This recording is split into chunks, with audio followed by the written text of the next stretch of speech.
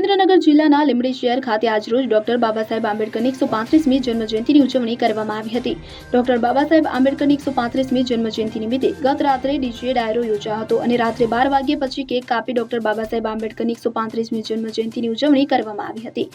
આજરોજ અલગ અલગ સમાજ દ્વારા ડોક્ટર બાબા સાહેબ આંબેડકરની પ્રતિમાને ફૂલહાર કરવામાં આવ્યા। સમગ્ર કાર્યક્રમ દરમિયાન દીપકભાઈ મકવાણા, વિજયભાઈ મકવાણા, દેવરાજભાઈ જાદવ, પિંડલ મકવાણા, મિતેશ આંબેડકર, વિનોદભાઈ પરમાર અને પીટરભાઈ ચૌહાણ દ્વારા ભારે જહેમત ઉઠાવાઈ હતી।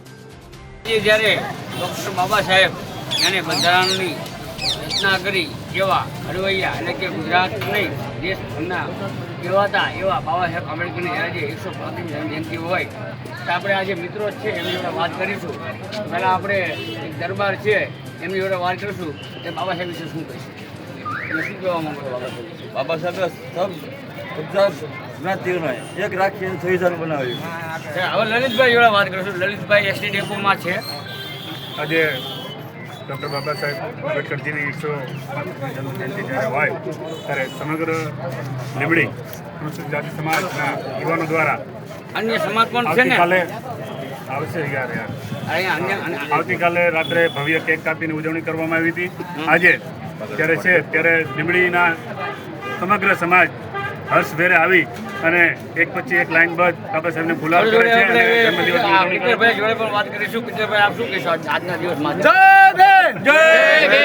આજના દિવસે બાબા સાહેબ આંબેડકરની 135મી જન્મજયંતિ નિમિત્તે જ્યારે લીંબડીમાં જ્યારે ભવ્યથી ભવ્ય આયોજન થઈ રહ્યું હોય ત્યારે જે લીંબડીના જય ભીમ યુવાન મિત્રોને એમને શુભેચ્છા પાઠવીશું કે એ લોકોએ સખત મહેનત કરી 1 થી 2 દિવસમાં સારી રીતે મહેનત કરી અને જે કાંઈ આયોજન કર્યું છે અને આયોજનમાં આજે અસંખ્ય લોકો બાબા સાહેબને પુષ્પાર્પણ કરવા આવી રહ્યા છે, જન્મજયંતિની ઉજવણી કરવા આવી રહ્યા છે। એ બાબતે હર્ષોલ્લાસને આજે લીંબડીમાં ખૂબ ધન્યતા અનુભવી રહ્યા છીએ। ત્યારે આ બાબતે જ્યારે વાત કરીએ તો બાબા સાહેબે તમામ જ્ઞાતિને સંપૂર્ણપણે જ્ઞાન, સન્માન અને કહેવાય ને કે અધિકાર આપ્યા છે। તો એ બાબતે અમે દીપકભાઈ જોડે પણ વાત કરીશું। દીપકભાઈ કંઈ કહી છે? જય ભીમ, નમો બુદ્ધાય।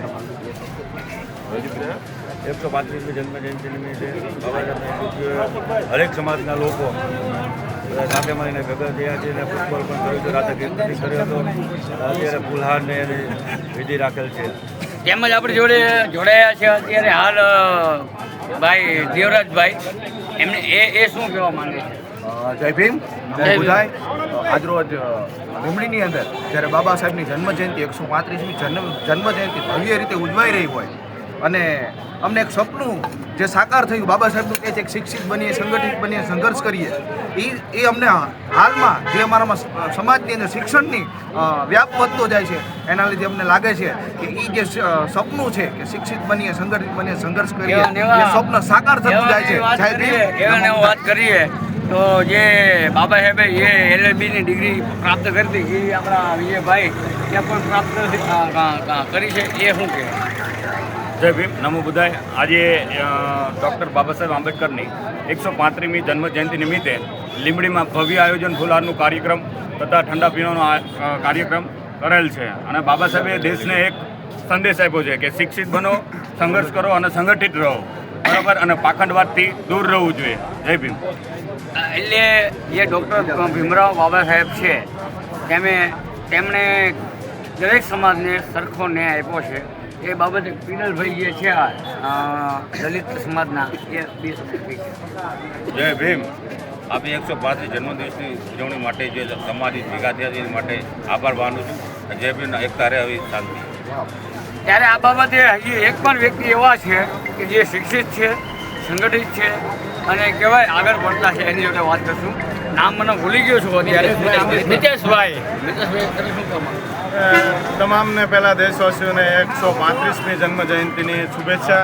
સાથે એટલું જ કહેવાનું છે કે આપણે બાબા સાહેબને કોઈ એક સમાજ પૂરતા સીમિત ન રાખીએ। બાબા સાહેબે દરેક સમાજ માટે કર્યું છે અને બાબા સાહેબે જ્યારે સ્ત્રીઓના મુક્તિદાતા છે, પીડિતો, શોષિતો, ગરીબોના મુક્તિદાતા છે અને આજના સમયમાં જ્યારે બાબા સાહેબને એક સમાજ પૂરતા સીમિત કરવામાં આવે છે ત્યારે એટલું જ કહેવું કે બાબા સાહેબે દરેક સમાજ માટે સંઘર્ષ કર્યો છે અને દરેક સમાજ માટે લડ્યા છે।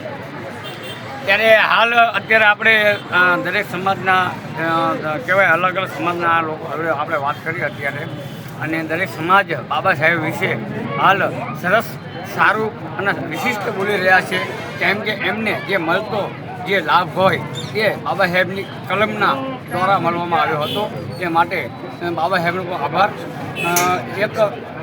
એક શબ્દ એવો છે કે એટલે બાબા સાહેબે કહેવામાં આવ્યું છે કે દરેક સફળ પુરુષ પાછળ એક સ્ત્રીનો હાથ હોય છે. પણ અમારા ભારતના એક ભડવીર મહાવીર કહેવાય કે જેને તમે દુનિયાના મહાપ્રતિષ્ઠિત વ્યક્તિ કહેવાય એવા દરેક સફળ સ્ત્રીની પાછળ અમારા બાબા સાહેબ આંબેડકરનો હાથ છે. બોલો સાહેબ! તો હાલ આટલાથી આપણે મુક્તિ થઈશું. કલ્પેશ વાઢેર, સુરેન્દ્રનગર, લીંબડી. કલ્પેશ વાઢેર, સુરેન્દ્રનગર. હવે જુઓ દેશ દુનિયાની તમામ ખબરો તમારી આંગળીના ટેરવે. ઉઠાવો મોબાઈલ અને ગૂગલ પ્લે સ્ટોર પરથી ડાઉનલોડ કરો અમારી CN24 ન્યૂઝ મોબાઈલ એપ.